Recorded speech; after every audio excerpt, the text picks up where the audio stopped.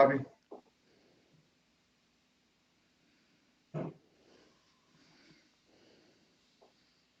Tammy?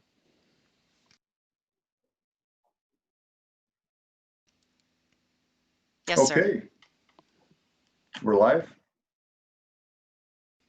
Yes. All righty. Well, good afternoon, everybody. Dan DeGryse here with I think our 5th edition of Straight Talk with Rob Fisher, Battalion Chief Rob Fisher from Snohomish, Washington. We got our special guest today, Chief Pat Kenny, which I'm going to introduce, and I'm going to let him introduce himself as well as Rob's going to introduce himself. And we got somebody you might recognize as well, Bobby Halton, decided to join us today. So I'll let him say a few words. We do not have a 2-hour show, so we're going to keep it short and brief. But I want to welcome you to Straight Talk.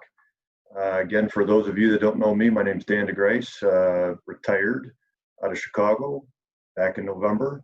Spent 30 years in the fire service, and the last 34 in behavioral health, mental health, substance abuse, counseling.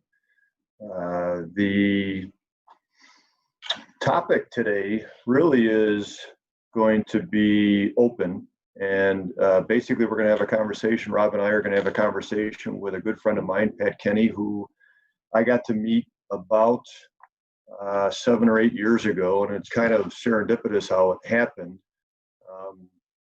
He knew me, but I didn't know him, and I ended up taking a seat right next to him in a meeting that was discussing mental health. I had done a interview for one of the TV stations on suicide, because those of you that know me know that unfortunately in my 30-year career, we had 60 of our active and retired members that died by suicide, unfortunately 2 a year. So that brought me to try to bring awareness to that, and everything that leads up to somebody that chooses to die by suicide. Those of you that know Pat know that his son, Sean, passed away, and I'll let him, mention that. And there was a group of people that came together that wanted to bring awareness to mental health. I sat next to him, and he says, "Hey, I know you." And I go, "Well, and obviously I'm nobody, and Pat's Pat, and that's why he's our special guest on the show." But I said I didn't know him, and he said, "Well, I saw you on TV," and then I realized that. Fast forward, getting to know Pat, 38 years in the fire service, husband, father, mentor, fire chief, advocate, survivor, super nice guy, pretty good baseball player, funny when he wants to be, great speaker. I've heard him speak 6 times, and 6 times, probably multiple times, I teared up. He has a powerful, powerful story, something that we'll share maybe throughout this interview, and probably at the end. He's in the process of writing a book, which he'll talk about.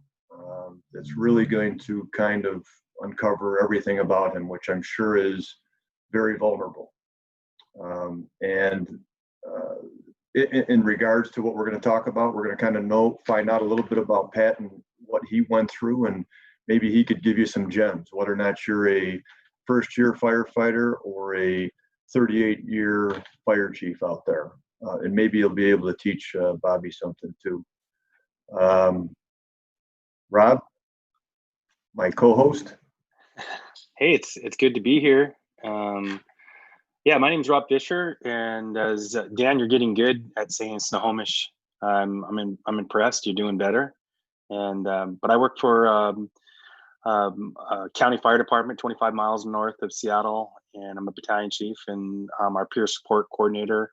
I look at myself as more as Dan's color commentary when we're doing these things. I don't know how I got pulled into this gig, but it's been a great gig, and I get to meet really cool people. I have had the pleasure of hearing Pat talk a couple times. I think both times were Rosecrance symposiums. and powerful message. And as Dan said, it puts you to tears. It's incredible. I when working with our firefighters, I explained to them that, or one of the analogies I use is that life is about picking up rocks, and you have a backpack, and if there's one person has picked up probably a lot of rocks and maybe some boulders, it would be Pat. And how you balance that, how you balance your backpack, how you deal with all of that. I'm just going to basically shut up and let Pat tell a story and kind of explain it. But it's incredible, and I look forward to listening to Pat more. So I'm just going to step out and probably just turn it over to Bobby to say a few words. And I see we got the senior citizen retirement community is opened up, and they got a camera, so we got Bobby in front of that. But I look forward to today, and thanks for having me on. And this is going to be a good talk. Wow, beat up Bobby Day. Okay. Yeah, everybody on this call we're all old and dear friends, just full disclosure. And I've known Pat a long time. And there's an old saying, Rob kind of talked about, picking up rocks or crosses or burdens, whatever you want to call it. And oftentimes people say that a man is defined by the circumstances that they encounter and how they handle them. But I think in Pat Kinney's case, it's somewhat different. I think Pat's character and personality, and I've known him a long time, have always been who you see, Pat. It's always been about first principles. It's always been about higher callings. It's always been about I hate the pablum of this saying, but about just causes and the right thing to do. Pat's always been about just true integrity and honesty and forthrightness, and irrespective of what he was going through. And he went through some tremendous things with his family, and I knew his late wife, and I was dear friends with her, and I loved her deeply. I always thought she married the wrong guy. Just teasing. Eileen would like that. She'd like that joke. She would love that joke. And I've watched Pat, with his pop and his son, and he's always Pat, and just an amazing man. And I think you're going to really enjoy his insight that he can share with us today. So without any further ado, probably one of the neatest guys, and also the instructor of the year. I forgot. Dan forgot. He's the 2020-2021 instructor of the year because 2020 got put on hold. And so he's the 2020-2021, the only instructor to ever hold a two-year instructor of the year title. So congratulations to Pat on that. And in April at FDIC, we'll be able to hand him his piece of plastic or whatever the heck we give you. And so so well deserved, because what Pat has done is he's taken an incredible set of crosses or an incredible backpack of rocks and taken it out to the world and said, look, life ain't fair, life ain't easy. And if it was, they'd have a better soundtrack. But you can endure incredible pain, and you do have support out there, and there are ways to get through things that you never thought you could get through, and he has, and he's written about it, and I can't wait to read the book. So Pat, I love you. Can't wait to hear you. Thanks, Pat. Thanks, Bobby. I would have said something like that, but I didn't know it was out for the public. And that's pretty cool that he's the only one to be a 2-year holder of that distinction. Bob, thanks for joining us as well, because honestly, we wouldn't have this forum, if it wasn't for you. You did take a little bit to realize how important this was, let's be honest. No, I didn't have to twist your arm. You actually had to twist my arm, because just like the keynote in 2018, you didn't asked me, you told me, hey, this needs to be talked about. The same thing with articles, and the same thing with this forum to talk about. Could I ask you one other thing, Dan?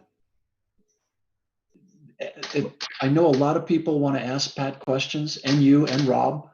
So if you do want to ask questions, I'll monitor the Twitter thing. But if you put hashtag FE Talk, I'll get your questions to Rob and to Danny and to Pat. So hashtag FE Talk. I'm sorry, Dan. No, that's great. No, absolutely. We do, for everybody out there, Rob and I talk, and we have usually a list of questions to ask any of our guests. That's just to keep us on task because, squirrel, right? That's what happens to us. But if you have any questions, just like Bobby said, hashtag FE Talk, and we'll try to get in there and talk to Pat. And hopefully, because we have Bobby on here, we won't be limited by time. With that said, Pat, the reason I wanted Pat on the show, honestly, was I'd say a good friend of Pat. I wouldn't say I'm really, really close to him, even though I've heard some really, really deep personal stuff. There's only so many people we let to be really, really close to us. Let's be honest, to survive in life in general. You have a remarkable story, but I don't want to necessarily talk about the tragedy. I don't want to talk about necessarily the loss. When I look at you, I think of really resilience, and not bouncing back, but don't take offense to this. I think of weathered, and right? You have been through thick and thin, both as a person, as a parent, as a husband, and as a fire chief in 2 different departments. What I don't know if everybody knows about is a couple of things that we want to ask to add to the stuff in regards to the story you tell about the Cape. Really, my first question is a pretty easy one. What brought you into the fire service? And would you like to say anything to open up before I ask you that question? Yeah, I would just like to say I'm done, because after those introductions, there's nowhere to go but down. So thank you. I am humbled, and as I always am, to be here. And I do echo what you said, Dan. Appreciation to Bobby for the support in terms of mental health. He's been a real advocate. He's gone through it firsthand himself and with his own family, and has been amazing in terms of standing behind us when we try to lead out into an area that's so full of stigma that you talk about. And Rob, you gave a great analogy about the backpack with the rocks. A lot of times those boulders are in front of us, and you need somebody to be able to push them out of the way, or be a blocking guard, as I say, so the running back can get around the corner. And Bobby's done that, and I'm incredibly appreciative for that. So I'm Pat Kenny. I've been in the fire service for 38 years. How the hell did I get in here? I started off as a teacher, high school teacher, teaching theology. I quickly figured out that it would be less dangerous to run into a burning building than it was to try to get high school seniors to believe in theology. I was very unhappy in that role as a teacher, ironically, for what I've ended up doing for a lot of my life. But I loved coaching. I was the head freshman baseball coach. And so I thought I was going to spend a lifetime being a high school teacher. I'd been in a real bad accident when I was 14 years old, shattered both of my legs. I had all these aspirations of being a professional athlete. That kind of went out the window. So coaching was as close as I could kind of get to that. I had a brother-in-law who was a firefighter, and we had a discussion one day, and I told him, I'm kind of unhappy with the whole teaching thing, but I really do love to coach. And he said, have you ever thought about being a firefighter? Now, I grew up in the city of Chicago. I always laugh because sometimes when I do my son's talk, I did it in Boston once, and one young firefighter said to me, Chief, are you from Chicago? And I looked down, I didn't have any name tag or anything on. I go, I am. How did you know that? He goes, because you talk funny. So yeah, I've got the Chicago D's, dumbs, and does accent. Grew up on the South Side and by a firehouse. Now, when I was a young lad, I was an only child, so I was extremely spoiled. And in an Irish Catholic family, the way you're spoiled is you get fed. So I was not one who pushed myself away from the table. And when you're fat and your name is Pat, your early years are not a lot of fun. So the firehouse was an escape for me. And the firefighters who were there were always very kind, and I hung out and I really enjoyed it. So I thought about it maybe at that age, but I also thought about being an astronaut and thought about being a catcher for the Cubs, which up until a few years ago, even in my mid 50s, I probably could have started for them.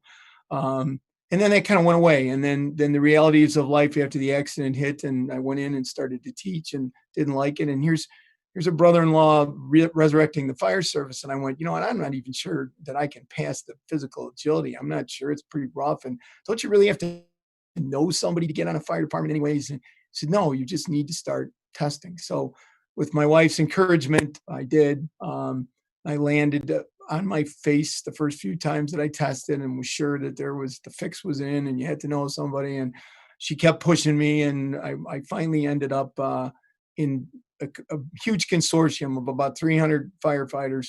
What seemed like everybody had a fire department t-shirt except the high school teacher, sitting in this gym. And I kind of looked around the gym and went, boy, I don't have a snowball's chance in hell. There's only 3 spots open on this department and there's 300 people here and I got no experience. And the proctor, who I called an old man at that point, who probably was the age I am now, which is spry, by the way, said, you better be paying attention because if I pass you up, you're automatically eliminated. And he started calling out names, and I was hypersensitive till we got to the K's and went by Kenny to Kowalski or somebody else. And I was like, whoa, I raised my hand. He said, what? I said, excuse me, sir, you didn't call my name. He said, what's your name? And I said, Kenny. He goes, yeah, I called Kenny. I go, no, sir, no offense, you didn't. Come up here. So now you got to walk embarrassed through all these people at the front of the room. And he's looking at my envelope and he goes, what's your name? I said, Patrick Joseph Kenny.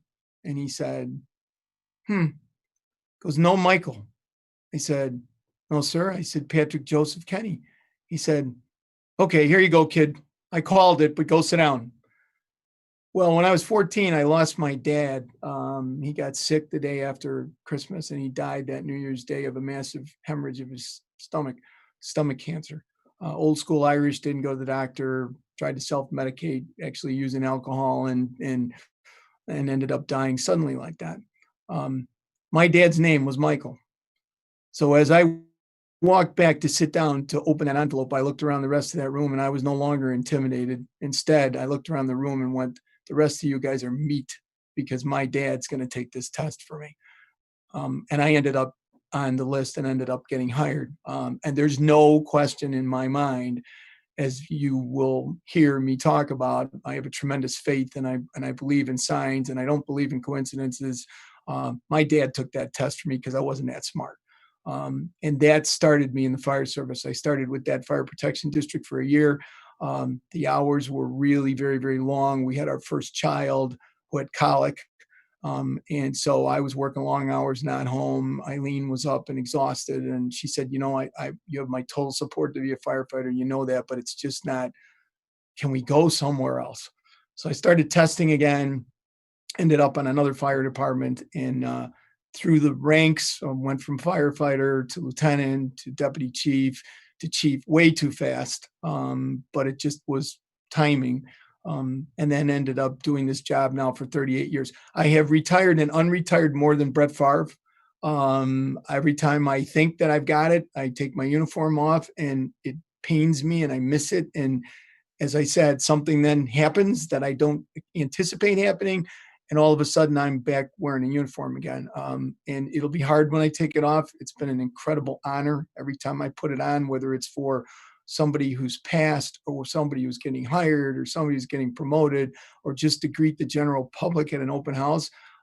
It really does feel like wearing a cape, like you've been given something incredibly special, because I believe the fire service is a vocation, not an occupation. And I got called to that vocation and pulled in, and I'm incredibly blessed and thankful that that's happened. As you can see, I give short answers. Dan, got any more questions? Well, we only got 20 more questions, so I'm sure we're going to be here Sorry, Rob. for another. That's all right.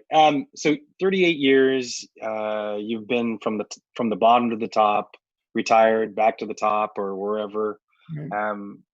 What's been the best job or the best rank over your career? No question about this. It was when I was a lieutenant. I absolutely, and I think it was really, Rob, that whole team concept.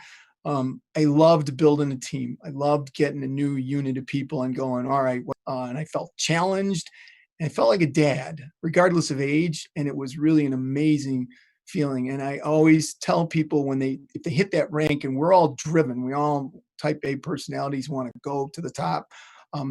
I'll get a lieutenant who'll go, I feel terrible, chief. I really don't want to move up. I love what I do. And I'm like, man, you passed the psychological. I said, that's good. You should feel great about that and be the best lieutenant you can be.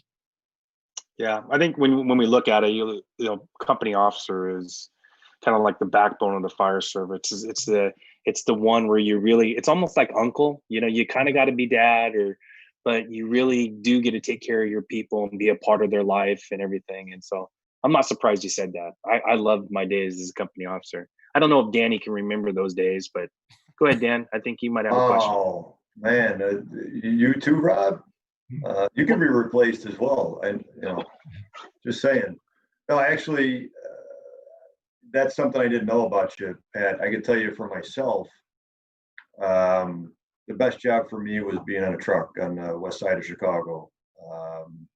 Everybody has their own thing. And again, I'm not saying it's better than anybody else. Just for me, having been, a firefighter, lieutenant, a captain, a battalion chief, I actually liked battalion chief more than I thought I would.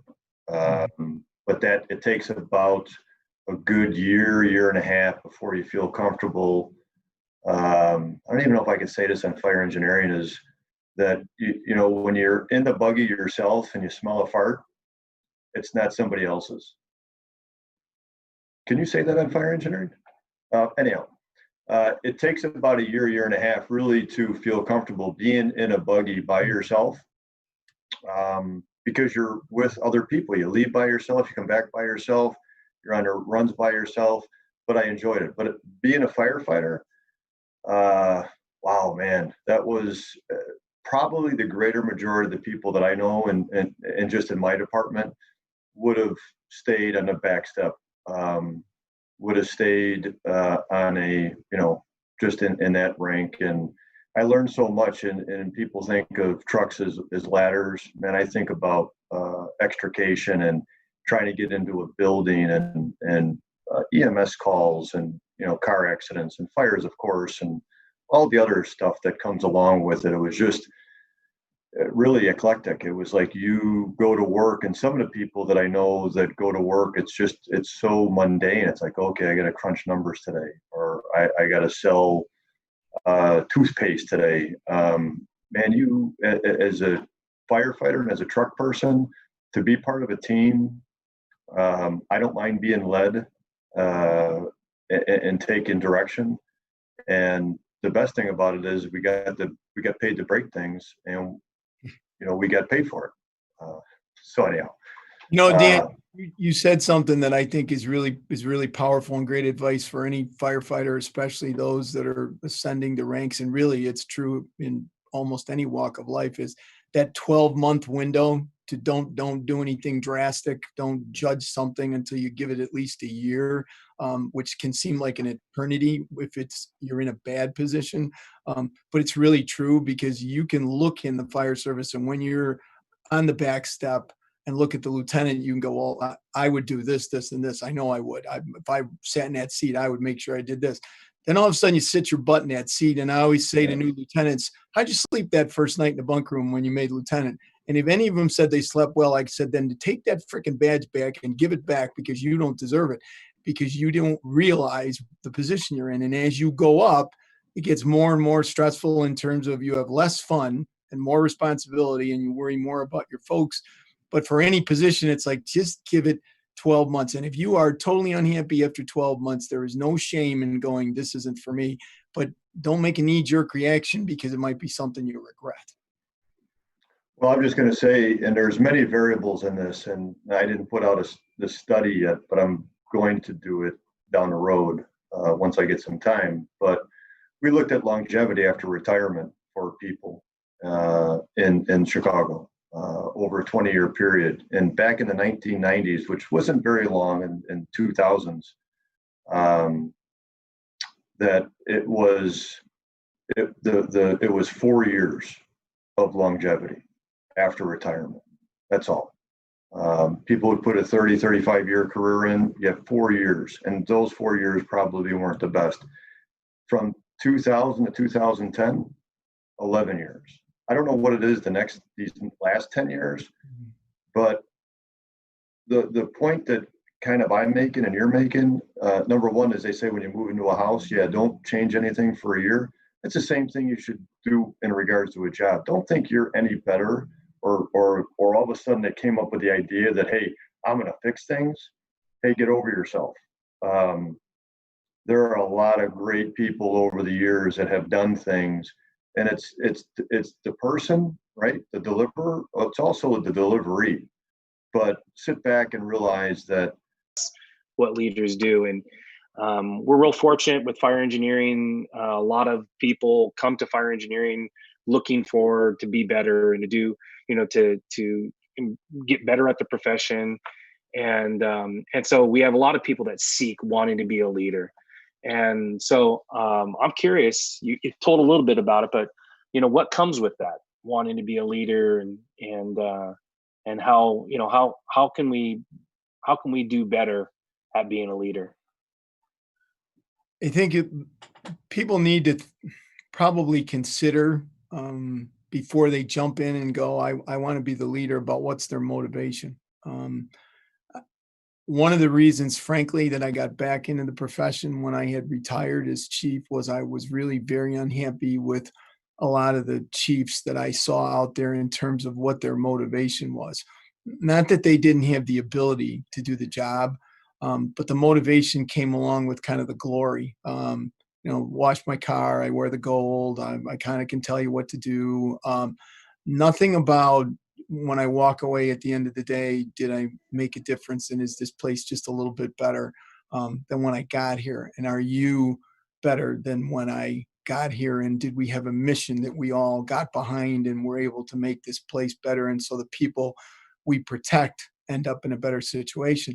So you got to question, why do you want to lead? Because I think some of us just follow that chain of, that's the next mountain to climb, and as opposed to, do I really want to climb that mountain, and what am I going to do when I get there? And for me, it was important to make a difference. We all sit in the oral interview and you hear 1,000 times, why'd you become a firefighter? Oh, I want to make a difference. I want to help people. Okay, that's great. What the hell does that really mean?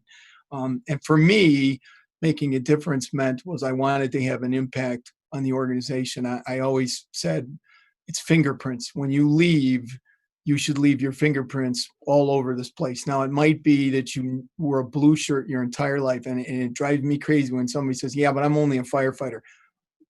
That's a horrible statement. We're all firefighters. My rank today happens to be fire chief, but I'm a firefighter. And as a firefighter, you can put your fingerprints all over a station. It may be that you designed a pub ed program. It may be you were on a spec committee. You might be on the dive team. Whatever it is, you can impact your organization. In my mind, the leadership meant that getting a chance to be in a rank where I might have a little bit more say in where the organization was going was where I wanted to go. I absolutely had no aspirations of being a fire chief. That was not on my radar when I started in the organization. But as I moved through and saw that could be an influential position, and I was mentored by a very successful fire chief with great people skills, and I watched what he does. I'd like to do what he does, and I think I can help this place get to another level. Drove me. So it drove me to do my training. It drove me to get my education. It drove me to try and see all the different styles of leadership. And as we all know, you can sometimes learn more from a poor leader than you can from a good leader. I've learned about here, Pat, are the things you don't want to do. And I have a long list of things and mistakes I've made in spite of knowing those things. But I wanted to make a difference. Now, along with that, given that ability, comes a hell of a responsibility. And I think the most difficult part for me. And the one thing in the 2 years I actually was retired and stayed retired, the only relief I had was I didn't go to bed at night worrying about, was I going to wake up in the morning and something had happened to one of my people, either through an injury or through a death, or a severe impact in their own families. And that used to, and still does, become the hardest thing. So when you take on that mantle, you have to realize that you're always on. There is no off time. If you decide you want to get on the table at the wedding and wear the lampshade, you're going to be looked at as the leader who got on the table and wore the lampshade. Not that you can't enjoy life and not that you can't have a good time. And I'm certainly, for everybody who's on here knows, I'm not a stick in the mud, and I can make a goof of myself just as good as anybody. But picking your spots and realizing that people look at you, and they want to be you. And I think that was really hard for me to get used to. Like, why the hell would you want to be me? I mean, I'm this little Irish guy and got a bad temper and not very good looking. And why would you want to be me? And knowing that responsibility, that they're watching you and they're trying to learn from you, and that you really have that ability to impact their lives. My mom always told me, the worst thing that ever happened, her biggest loss of money, was paying for my college degree. I have a degree in psychology. And she said, smart people run out of burning buildings and my Irish kid runs in. So that was a complete waste of money. And I always told her, I said, and she also wanted me to be a priest. I didn't do real well on the celibacy thing, so that was how. But what I told her was, I use that all the time. And I said, I just became a minister in a different way. This is helping to lead other people, and you're leading not just them in what line do you pull, but you're leading them in how to be better moms and dads, and how to be better brothers and sisters, and how to be people. And with that is a lot of responsibility and a lot of sleepless nights. And if you're in it for the glory, get the hell out, because we don't need you. We don't want you. We want people who care and are there for the right reasons. Yeah, I would say that being something bigger than yourself, being a part of something bigger than yourself, and having an impact are probably the biggest things of the role of a leader. I mean, when we look at firefighter is a leader in everything. We lead the public, we lead other things, we lead up and down. We don't. It's not just leading. Leading isn't just pushing stuff down. Leading is pushing stuff up and being a part and taking care of our people. So I've been very fortunate to listen to a lot of stories from Bobby and from Danny and from you, and as growing up and leading, getting to another level in my career, I always have just looked more at what impact am I making. I know what impact Bobby has left in his career, and as an editor, it's different now. And same thing with Danny and where he's been, and I know you're doing the same. So it's just something bigger than yourself, I think. I was just thinking that, one quick thing, Bob, and you could jump in, because I did want to ask you a question, was that when you said getting on top of a table and wearing a lampshade, I just wondered if that bursted Rob's bubble in the sense of being a fire chief. So he could only get on top of the table, but he can't wear a lampshade? The lampshade is more the designation of the 5 bugles. Some lampshades have 5 bugles on it, so it's just inappropriate. You kind of stand out more that way. Keep that in mind at the next fool's party. Sorry, Bob? Well, as long as the lampshade came off the lamp of knowledge. I knew you'd find a way. Attaboy.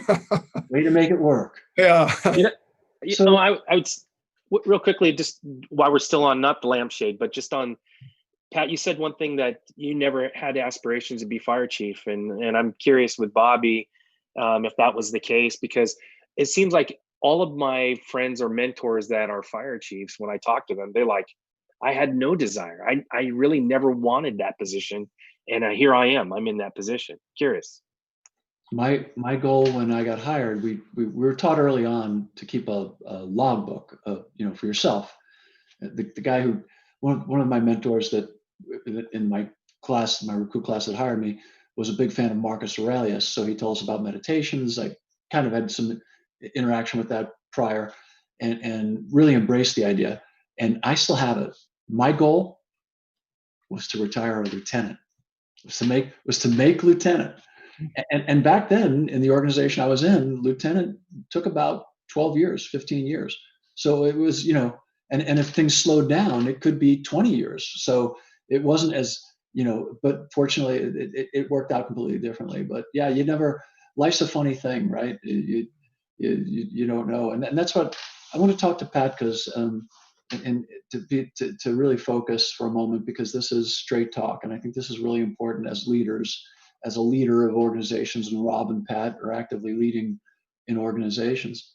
So we talk a lot about trauma and trauma from the job and accumulated trauma that from experiences, which is understandable and manageable. And we kind of wrap our heads around that kind of, I think we all can, right? It's something that we can quantify and qualify. Something that we can't is mental health. In other words, and Dan has studied it his entire life. And certain folks have chemical imbalances, and it might lead towards minor behavioral issues like attention deficit, or it may lead to depression, or it may lead to bipolar, or all kinds of things which are manageable, semi-manageable with today's incredible pharmaceuticals and therapies and things of that nature. And I don't think that many disorders, and I hate to use that word, or many mental conditions, I think is a better way to say it, don't preclude people from being firefighters. That they may just need to be assisted with, you know, being aware of when they may need to talk to their therapists, counselors, doctors about maybe a medication is not helping them as much as it used to, or maybe, or whatever it is. So as someone, Pat and Robbie, as guys who are out there right now, and gals who are out there right now, if you're in the audience, who are in those positions where you may have someone who, and I'm taking the accumulated stress and all of that out of the equation, and because Dan has taught me to, you know, draw a line there, right? And you may have someone who's an excellent firefighter, but they might deal with bouts of depression. They might deal with some obsession or some addiction that they have. And addictions are widespread across a variety of things. How do we, as bosses, leaders, people with fiduciary responsibility to the public and the other firefighters, how do you manage those cases justly, fairly, elegantly, as both of you are? You're both incredibly elegant people. And I think that's why we respect you as much as we do, both of you. And I know I'm speaking for Dan at the moment. So, because you're both out there right now, and mental health is still stigmatized. People believe if someone shows, oh, I've got depression, take them off the line, you know, or I'm bipolar, get them off the job, or how can they be a medic, or this, that. None of that's true. They can be highly functioning people. They just need a little more understanding and a little more. How do you? So how do we even say it? Because we've gone so far in the last 10 years with peer support for folks who are impacted by the realities of the job, the objective realities of the job. We're still in our infancy with the folks we're hiring who are already coming from the factory, maybe a little bit different, not broken or not damaged, just different. How do you manage that? I'll take a shot at that, Rob. I'll just tell a story. And I was thinking about it while you were talking, Chief. And it was, I did a talk in Michigan, and I got done. And one of the firefighters, actually, he was the IT guy, came up and said, Chief, I got a story for you. He said, I really believe in when you talk about that a mental challenge, as I put it, he said, is a physical illness. Because he said, I have a chemical imbalance. And he said, I was on shift with a medic who had diabetes. And he goes, long time ago, you couldn't be on the fire department if you were diabetic. Said, she's sitting there in the morning, part of our normal coffee, out pops the insulin, pulls her shirt up, boom, goes right on with their day.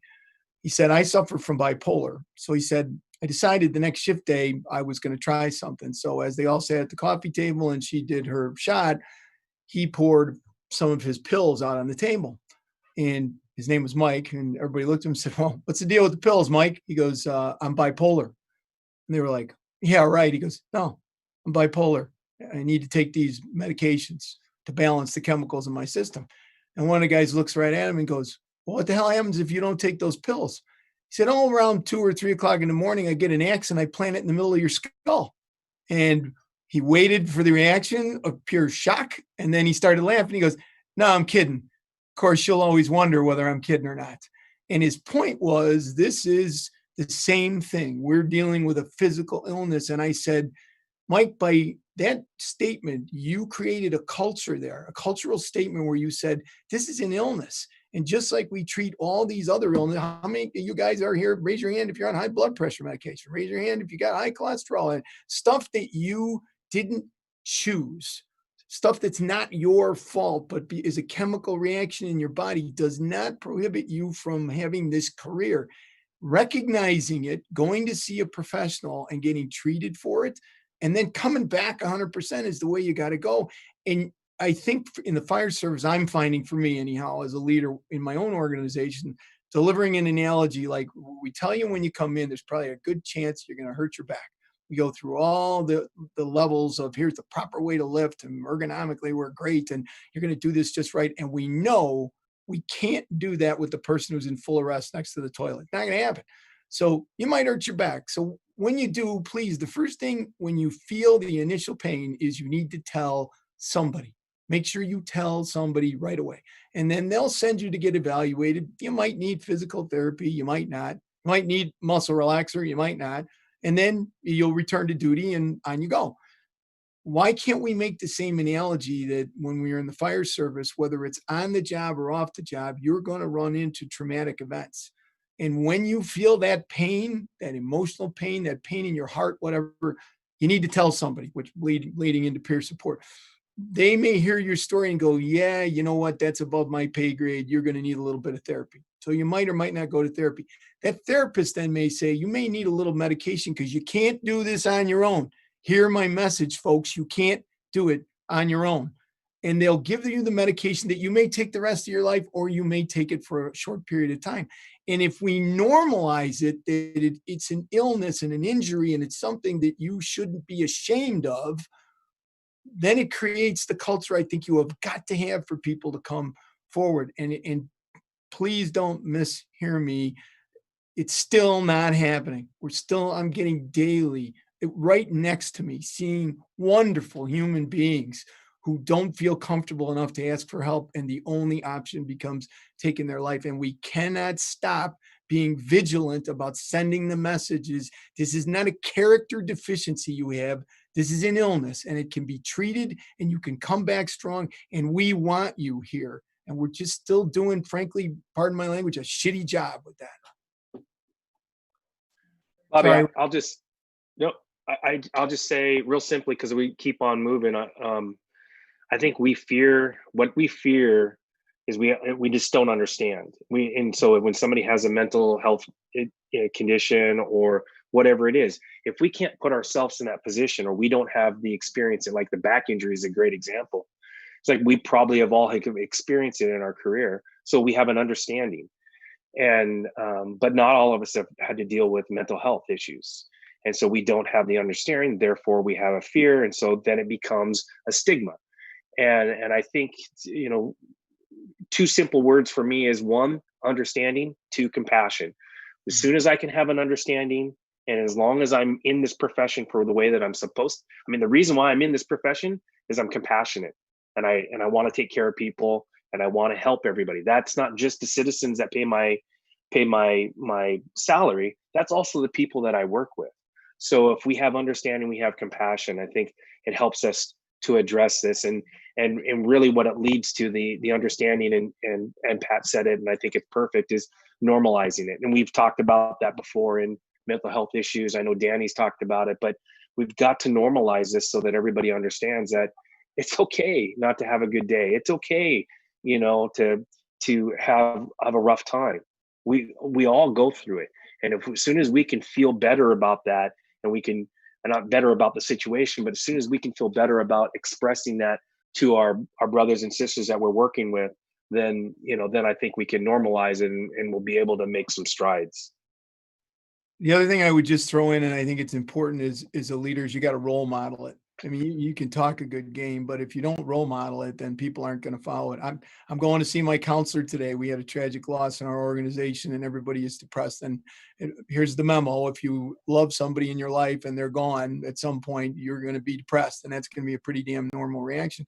But being able to share is, well, you're the fire chief. You're not supposed to say you go for counseling. Really? Like, that's what keeps me going. So I think just sharing that, and somebody at the kitchen table going, really? What's their name? Did you find them helpful? And all of a sudden it's like, give me the plumber who works for you and give me the electrician. Well, I want the counselor. And it just shows people that you too, A, I think as a leader are human, but B, that you truly believe in it. You're not just checking the box to say I have an EAP program and I'm taking care of my folks. If I could just share something here, is that it's really for anybody. It's not exclusive to any rank. It's to everybody. It doesn't matter if you're in the fire service, a first responder, or a mom or a dad. Is that if you think that you're in a family, whatever family that be in, work or home, and somebody's not dealing with something, you are fooling yourself. The only thing that we did is kept quiet. That's what we were trained to do in the past and the present, and still some people live in the past and keep quiet. We've learned from NIOSH out of the 5 key things of why people die in the fire service. The number one thing, the key thing, is poor or lack of communication. And if you go into your position in the fire service at any given time, and you have a conversation and you think everything is good, you're setting yourself up for failure. Somebody's kid is sick, somebody's mom is dying, somebody is going to get cancer, somebody's going to hurt themselves that day, somebody is dealing with a mental health struggle, feel well, somebody didn't sleep well. Do I need to go on? There is something going on each and every day. One of the things that a good coach will find the weak point in the defense to exploit that. What I say is, be a good coach, find the weak point and build that up. Don't exploit it, but build it up. If you're not somebody willing to look for the problem to fix it, you're exacerbating the problem, because that problem is going to blow up in your face at some point. There was one point when I was covering downtown Chicago, 55 people, 11 officers, 55 people, like I said. At one point, I had 2 firefighters whose spouses were going through double mastectomies, one whose daughter was brought to the hospital for suicide ideation, somebody else that had a miscarriage, and I honestly, unfortunately, I forget the 5th thing. That's just 50 people. We have 5,000 members. Whatever size your department is, something is going on. Fortunately, or maybe unfortunately, I've had 34 years in the field of psychology. One of the things that I didn't know about you, Pat, and people just found out here, you have a degree in psychology. People need that education. And that's probably what makes you a good leader. You had that formal education. You had that on the street cred, both as a kid, as a father, and in the fire service, which molds you into the person who you are. And that's why you're so easy to listen to. And that's what makes you a great leader. And that's, why we love talking to you. What I would love to hear from you is, as you are now, what would you say to a young Pat Kenny? I would say, first of all, that it's okay to make you first. I have behind me, you probably, I'll see if I can get it over my shoulder if you can see it well enough, but it says Mission, Men, and Me, and it was given to me by a friend of mine, and said this is how I visualize leadership. And I said, sometimes I think that thing's got to be inverted. It's got to be me first, because what I find is I'm great at doing this preaching, so I probably would have been a good preacher.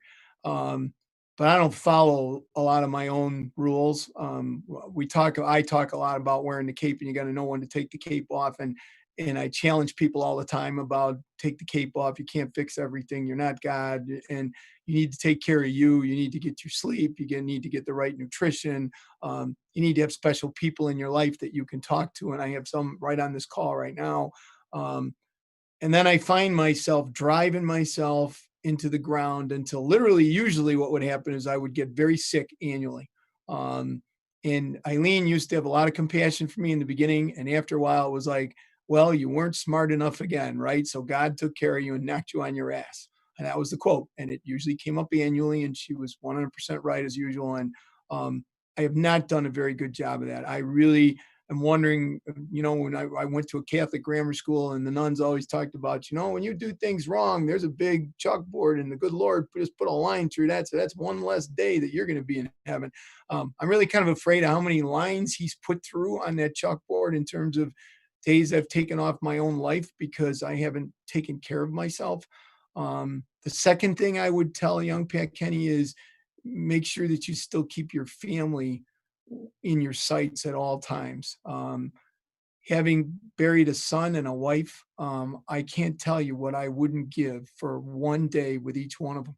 For even an hour, I'd take loads of those marks on the chalkboard and tell you, yeah, I'll trade those days. It's okay. I just would like an hour with them just to talk to them and tell them how much I cared about them and how sorry I was. I sat in some board meeting with somebody debating over their neighbor's house was bigger than their house when I should have been home spending time. If I had known I wasn't going to have that time at this point in my life.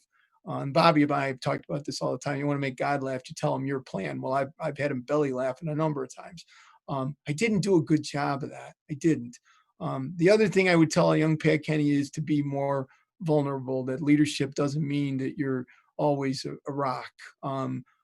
If I had shared more in my own department with the struggles my son was going through, I think the culture there would have been enhanced.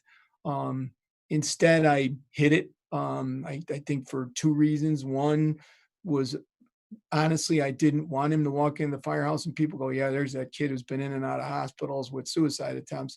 But I had ulterior motives too when I really look in the mirror. And it was, I didn't want somebody to look at me as the leader and go, geez, you can't even take care of your own kid.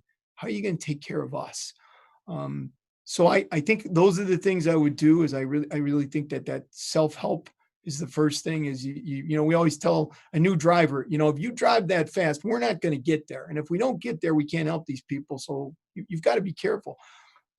I would give myself that same lesson. If you're not going to take care of yourself and you really think that you have some little value to people, you're not going to be around long enough to touch as many people as you want. I'm blessed that I have a new grandchild, 17 months old, the joy of my life. But I have looked into her eyes and thought, how long am I going to be here? So will I be here to watch you grow up, or did I push myself too hard? And those are the tough questions I ask. And I wish that I had known that when I was younger. So for, I guess, advice for younger firefighters on there is I would heed those. They're real easy to blow off. Trust me, I'm the best at it. But it really does mean something. And at the end of the day, when you walk out of that firehouse, you want to have a life left to spend with your family, because they don't really care what you did for a living. They really do care what you did for them. And you want to share that. So, and you may have no control over it, but if you don't try and keep it on the radar, you can certainly push it the other direction. And you talked a little, Pat, you talked a little bit about it just in this question that Danny had for you. And we talked about it earlier in our talk today about self-care. And so I'm curious, what do you do self-care wise? We all make mistakes trying to do that, being an Irishman. I'm not Irish, I'm Italian, but some people think self-care is whiskey. But what mistakes have you made, and hopefully what good things have you done to take care of yourself to help you get through a lot? Well, that's the stereotype with the Irish is not too far off. So for me, I found when I lost my son, that alcohol was a real easy thing to go to. And I would come home from work, and I was always a social drinker, so it wasn't anything unusual there. But all of a sudden I was coming home and was drinking on a regular basis. And that son Sean had hung this heavy bag in the garage, and after a few drinks, and they weren't just a beer, I would start to beat the hell out of that bag and yell and scream out loud. I'm surprised the neighbors didn't have me committed, with a lot of obscenities about what a horrible dad I was and a loser, and you let him down, and your only job was to protect him. You can't do that, you big shot, and all sorts. And that went on for probably a couple of weeks. And then Eileen challenged me and said, Pat, look what you're doing.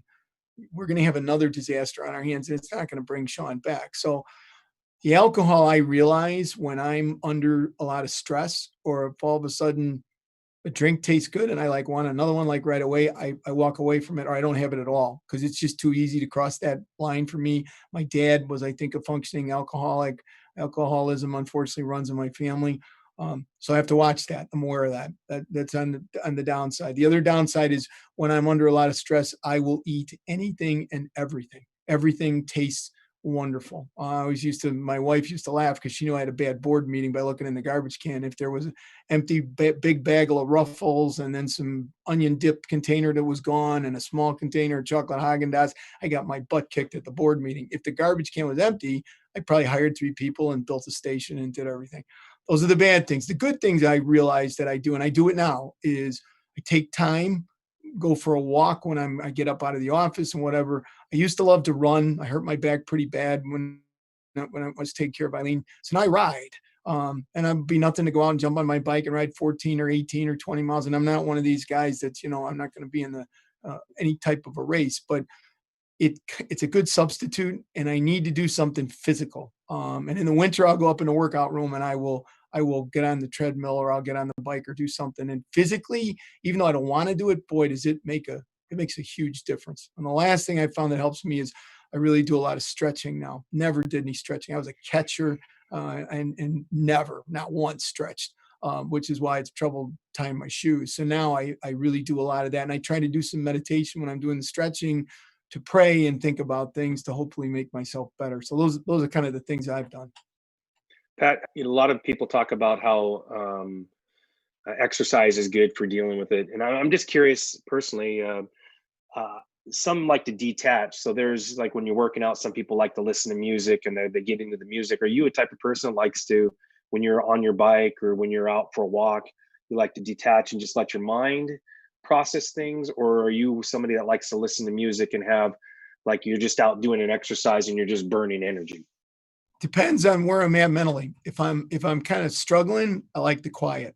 I like to pray and ask for answers. And I find if I'm distracted, I may not hear the good Lord in my ear going, "Hey, knucklehead, you should be doing this." When I'm feeling up and good, then I want the music cranking and go to push it for a workout, get my heart rate up, and I feel good when I'm done. Like, okay, I'm 63, but for that 60 minutes, I felt like 62. So at least that's an advantage. And it helps. So we're kind of wrapping up here. I know there's something that you want to share with us, Pat, in regards to something you've been working on. One thing that I want to kind of mention is that we've had some heart-to-hearts, but I really haven't said a ton in a sense of my thoughts. But it just actually came to me when you were just mentioning, number one, too, with the self-care. That's not something that is taught in the academy. It's not something that we take a class on. We hear it from people in a sense of you are what you eat. We truly are. If we're full of emotion, we're a garbage can. We stuff ourselves, and if we're feeling good, we don't have that upsetness in our stomach, so we don't have to feed it. We all know that. We really need education. Mm-hmm. We need more education. That's why the NFPA, that's why OSHA, and that's why NIOSH, it was created to provide us with data and to correct the things that we did wrong. In regards to all this behavioral health and mental wellness and longevity, we need education. We don't get enough of it. We look at it like for the other people because we're caretakers. But with that thing you just said in regards to the mission, me, and I forget the third thing because of my brain. But we do have to, like in a recovery program, have a selfless and a selfish program, because if we don't have me, we don't have we. As Bill Belichick says, do your job. And one of our jobs should be, what are we doing to take care of ourselves? Many of us say after a 30-year career that if we knew we were going to live this long, we'd take better care of ourselves, right? We joke about it, but that's the reality. Say, I wish I didn't have this ailment. But anybody can do anything at right now going forward for this marathon, not sprint. But when I think of you, when Bob asked me to speak at FDIC, I was trying to think of characteristics that embody what I think a leader, somebody that I would want to follow. And those three characteristics are really the vulnerability, modeling, and mentoring. And you really, and I see why you got the Instructor of the Year award for 2 years, not just one, as Bobby said, is because you really embody that. You do all three of those naturally. You don't force yourself to do that. It just happens because that's who you are.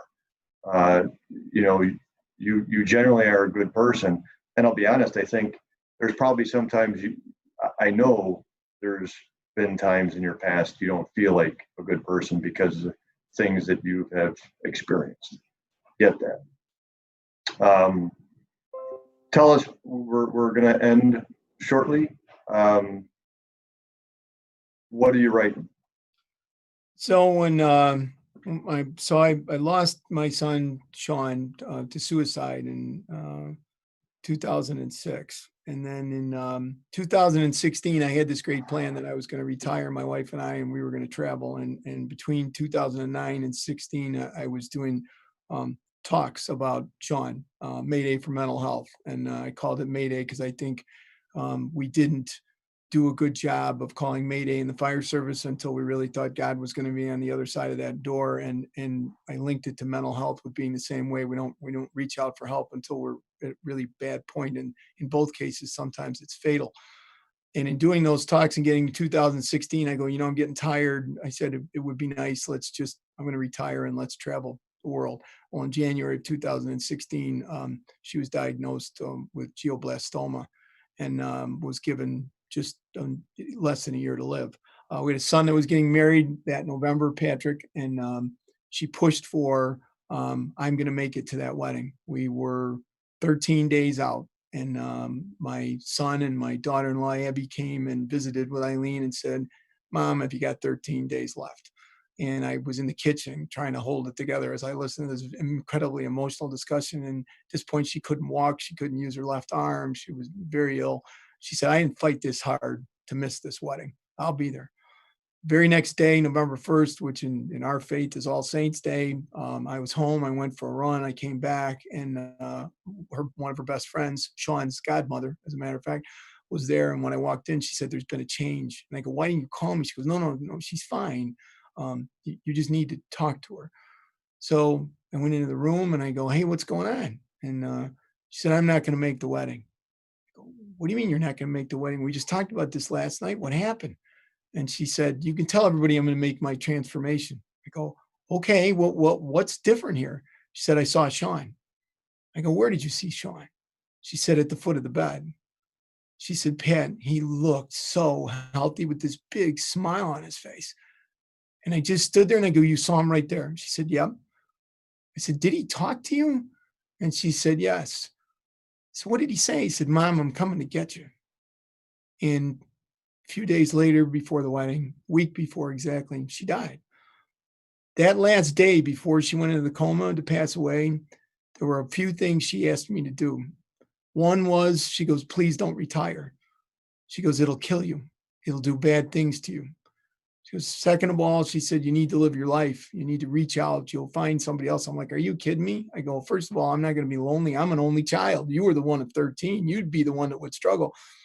No, you're going to really struggle. So you need to reach out. You need to be open to that. I go, well, you're going to have to help me with that one. And the last one was, she goes, you need to write that book I've been telling you to write. And she had been on me since Sean passed her. You need to write his story. You need to take what you tell people and you need to write his story. People will learn from it. He will help save other people. He'll truly be that firefighter that we thought he was going to be. So I put it off and I put it off and I put it off. And finally I'm like, I just got to do it. So sat down and I literally started it the day that my daughter-in-law went into labor, the 17th of April. I started dictating it. And so this is what, if you can take a look at it now, it's called Taking the Cape Off, and it's leading through mental illness, unimaginable grief and loss.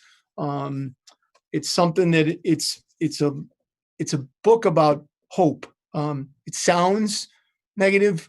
It's about reality. It's about things that I went through and about how wearing the cape complicated dealing with those family issues, about taking care of my son and about taking care of my wife and getting caught in between that feeling of why isn't that damn cape doing anything to help me save them?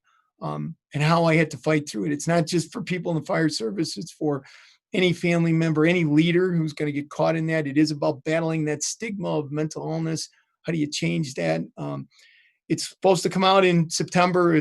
Now it's at an editor trying to translate the Irish guy's writings. If anybody's interested, you go to patrickjkenny.com and it'll take you to an email where you can put in your name and an email address and you'll get notified when it comes out.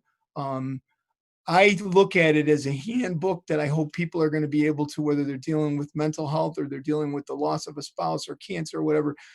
There are lessons learned at the end of many chapters that you might go, okay, what the hell did that guy say? And chapter 7, I just need to look at those lessons learned again. I really believe everybody goes through the pain they go through in life because you're supposed to take something away from that. And yeah, I've had some challenges in my life, but I also have had some wonderful things. A lot of people on this call right now are some of those examples that I've met through the pain. So there's a lot of positivity in this book, and hopefully there's a lot of guidance for people who feel like there's no hope if this happens to me. And back to what Rob said in the very beginning, you can carry that sack. It hurts. And sometimes it hurts worse than other times. And sometimes you just got to take it off and put it down and be okay with picking it back up and putting it on and taking another step. And not be so hard on yourself, and look that you can do something positive in a day. And that may be enough to reignite you to come back one more day. So appreciate that. I hope if people are interested, they read it. I hope they get something out of it. I really do. I always had said it was my job was to make sense out of Sean's loss. And this is what his talk was about.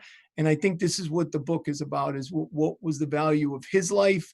What lessons did I learn from him, which were unbelievable amount, and the lessons I learned from watching my wife battle as a true hero against a horrible disease. So appreciate you letting me bring that up. I don't know how to market anything, and I've never written a book before, and I had no idea, Bobby, how the hell hard it is. Probably will never do it again, but if you're interested, that's where you can go. Well, thanks for sharing that, Pat. Since you plugged it, obviously Bob's got to get 10%. Clarion's got to get 10%. I mean, just saying. My agent will be in touch with your agent. I will get it. Once I figure it out. Before I sign off on Straight Talk with my co-host, Rob Fisher, Bobby, thanks for joining us as well. Again, we said it in the beginning, Rob said it, Pat knows it. This forum wouldn't happen without you. I'm not going to kneel before you, just so you know. Anything you want to say? Well, first of all, thank you, Pat. This is probably one of the most important hangouts we do routinely. Every week you guys exceed what you did the week before, and this will be a high bar. The mission, the men and me, is the 3 M's of Vietnam, and Pete Blatter, who wrote the book by the same title, The Mission, Men and Me. One of my favorite books because my son Dean is actually mentioned in it. So great book. It's about Operation Anaconda, very important battle in the war on terror, so to speak, Afghanistan war. So anyway, that's where that comes from, in case anybody wanted to read the book. And I think that if you read the book, some people see it and they think Pete is very clear. The mission always comes first, the men, and then yourself in the command process. But none of them are exclusive and none of them are indispensable. As Dan pointed out, every single one of them requires an incredible amount of attention. And I think Pat has laid out that if we're going to do for the community what we've sworn to do, we need to be aware of all of these things that are wickedly complex and incredibly difficult. And with help and support and understanding and empathy and kindness, we can get through all of this. It's all about love, and which is sadly lacking in society today. There's a lot of anger and animosity and finger pointing and motive ascribing, and very little understanding and love. And I think that the fire service, and Pat is one of the icons of that, that the more we love and the more we share and the more we empathize and the more we emote, the healthier we'll be. So thank you, Pat, and thank you, Dan and Rob, and for allowing me to participate today. And I love all three of you knuckleheads. Rob, Right, any last thank you. words? Yeah, I'll just close out really quick. Just say that do yourself a favor. If Chief Kenny is in your area, or you can go to a conference when we get over COVID and we're back to conferencing and everything, get the opportunity to see him speak. Go and do it. I was looking forward to this conversation. I don't know Pat on a personal level like Danny does and Bobby does, but I was looking forward to hearing a little bit more and, you know, being more on the other side of the conversation. And but like I said, do yourself a favor and take a listen. And I would say buy the book, because his story that you're going to listen to, I'll hear more than, I'd love to hear it more than once. And by having it in a book, I can refer to it when I want to and listen to it and read it and take it in as I go. And last thing I would say to touch with what Bobby is saying is we do need to seek understanding more, and that requires listening. And we need to spend more time, be it that it's easy for our firefighters, especially in newer firefighters, we tell them, hey, God gave you 2 ears and 1 mouth, use what you have the most of. And as we promote up, or as we spend more time, we then end up having to, we're not listening as much. So I would say, listen a lot more, listen to your people, and that'll help them out. So that's it. Thanks. Yeah, well, I want to thank everybody for joining us. Pat, thanks for taking the time out. Honestly, anytime I've ever asked you to be a part of this, and for those that don't know, he's probably sweating profusely underneath there.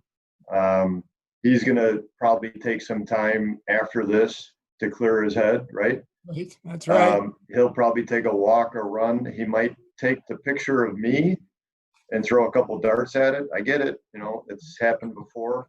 I think Bobby's going to do the same damn thing. I don't know if Rob's there yet. He's got that face. Rob, man, smile. Pat, thanks. You are a mentor to many. You're a true leader, and you lead with your heart.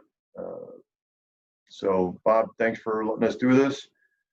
Rob, I'll see you next time. And I know you have the date in your head. Oh yeah, snap, man. I don't remember our next show. I don't remember our next show, unfortunately. One thing, right? I got to find a new co-host. Damn it. He's supposed to say nice things about me too. All right, guys. Thank you. Thank you all.